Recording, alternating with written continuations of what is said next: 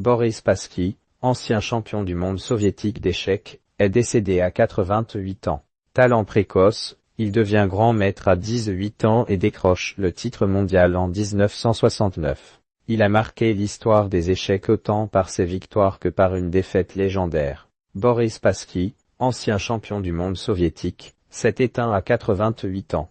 Son nom restera à jamais associé à son duel face à Bobby Fischer en 1972, un affrontement qui dépassa le cadre du jeu pour devenir un symbole de la guerre froide. Né en 1937 à Leningrad, aujourd'hui Saint-Pétersbourg, Boris Spassky découvre les échecs dès l'enfance dans un orphelinat, après avoir fui avec sa famille le terrible siège de la ville durant la Seconde Guerre mondiale. Doté d'un talent précoce, il devient champion du monde junior à 18 ans et, à l'époque, le plus jeune grand maître de l'histoire. Un style agressif et audacieux. Son style agressif et audacieux attire rapidement l'attention des autorités soviétiques, qui voient en lui un digne représentant de l'école d'échecs de l'URSS. Pourtant, sa progression est irrégulière, éclipsée un temps par Mikhail Tal, avant un retour éclatant en 1969, lorsqu'il détrône Tigran Petrosyan pour devenir champion du monde.